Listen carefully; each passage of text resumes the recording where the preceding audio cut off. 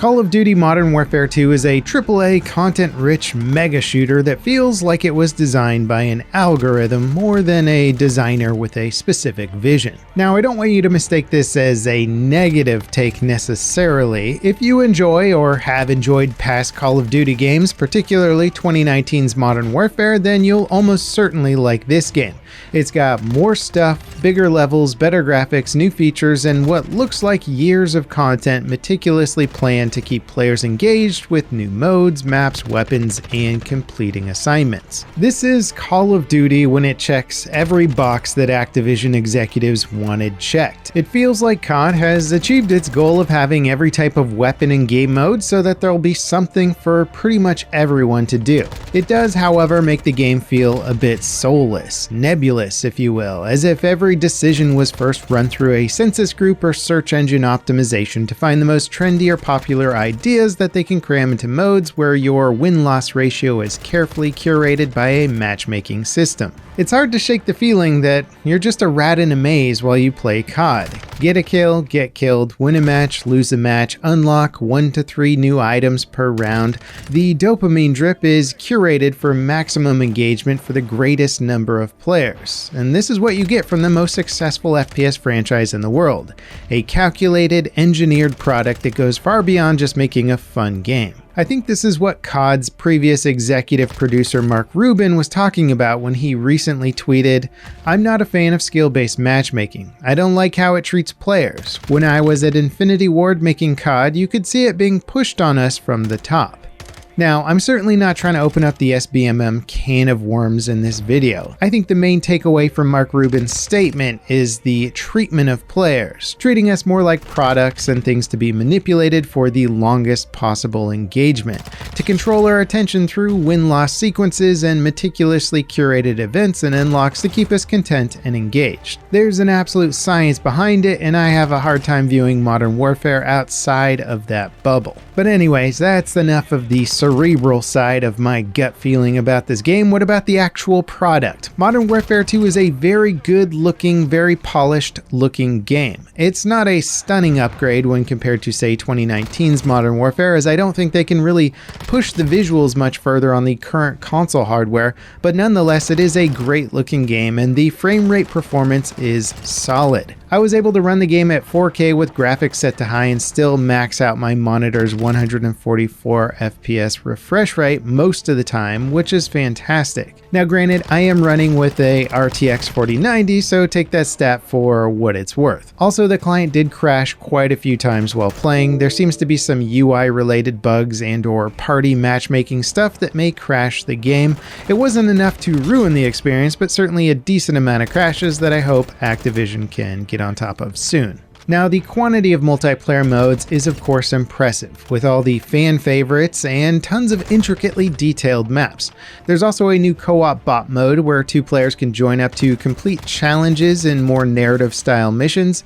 Based on the single player experience, I was expecting these missions to be a little more challenging, but they did feel very arcadey and less challenging in the way that I was hoping they would be. Next month, raids are launching, which will be larger co-op modes, and I'm very curious to see if the difficulty of these ramp up in more interesting ways. Now, Ground War is back and bigger than ever. I think I enjoyed playing this mode the most as it was the closest thing to Battlefield within the Call of Duty system, but the maps themselves are still very chaotic and hard to control angles and engagements compared to Battlefield gameplay. In Ground War, the maps are, I believe, made up of the smaller sections of the giant Warzone map, and as such have tons of buildings, many rooms, many floors and rooftops, making it nearly impossible to progress through the map without just getting randomly ganked from all angles. The vehicles are also super arcadey when compared to, say, the Battlefield experience, which in itself is a bit arcadey to begin with, so if you're expecting Ground War to be a Battlefield replacement, well, it's really just more of a bigger version of COD's small chaotic modes.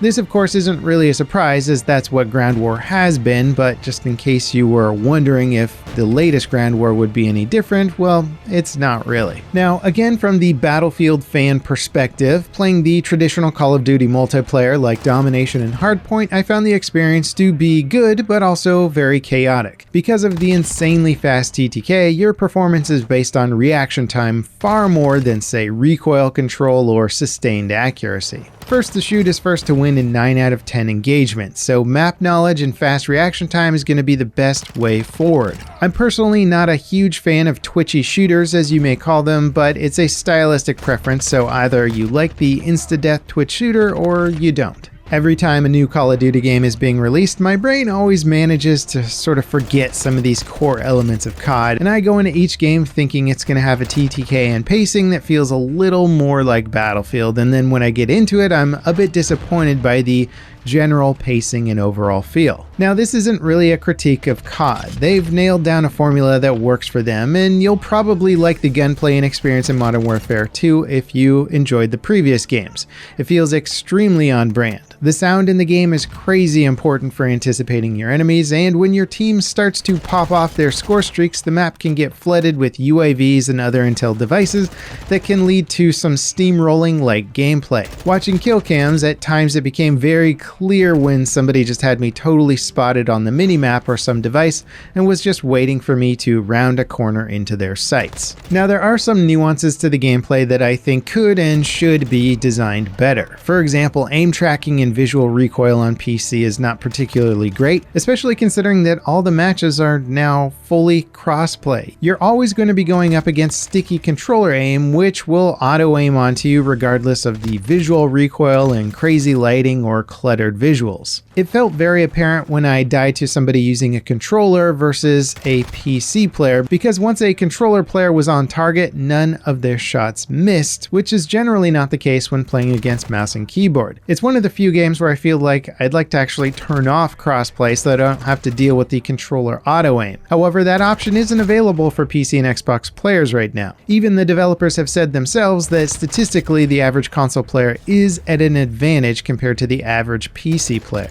I know a bunch of good PC players that are actually choosing to play with controllers in Modern Warfare 2, and that should tell you all you need to know about the state of the balance. Now, the rollout of content for Call of Duty is very strategic, and I think it reflects the inverse interest of the fan base. Firstly, the campaign mode dropped on its own, allowing players to complete the, well, traditional Call of Duty campaign. The campaign itself was competent. Personally, I wasn't really into the story, more stolen weapons, smuggling weapon plot lines. It's fairly boilerplate stuff, but the missions like the AC-130 mission and the ghillie suit mission and some of the house clearing stuff did feel really good and well designed. There, of course, were other missions that just felt way over the top, super gimmicky, and kind of boring to play through, but I think that's pretty on brand for Call of Duty. Now, after the campaign, they dropped the traditional multiplayer modes today, and well, next month we're getting Warzone and DMZ. And there's no question about it, most people I speak with seem most excited for Warzone and DMZ, and view the basic multiplayer as more of a holdover until those modes are out. Data has also shown that previous Call of Duty multiplayers have become way less popular now that we're in the Royale-dominated market, and that very much lines up with my own sentiment and what I've observed from others as well. The multiplayer component itself is very competent, but not exciting when compared to what DMZ and Warzone may bring. Even popular streamers have said that they're not really going to play much of the traditional multiplayer and are waiting for DMZ and Warzone to come out. And that's probably how I'm going to approach Modern Warfare 2 as well. The current multiplayer is entertaining but simple. I don't see it holding my attention for long, and the real excitement is locked away behind the new Warzone and mysterious DMZ mode. I think a lot of people are excited to see what COD's take on a Tarkov-like extraction royale will be, and I can't blame them. Really, it's kind of the only new and exciting stuff here that feels like it has the potential to innovate or at least iterate on what other games are doing.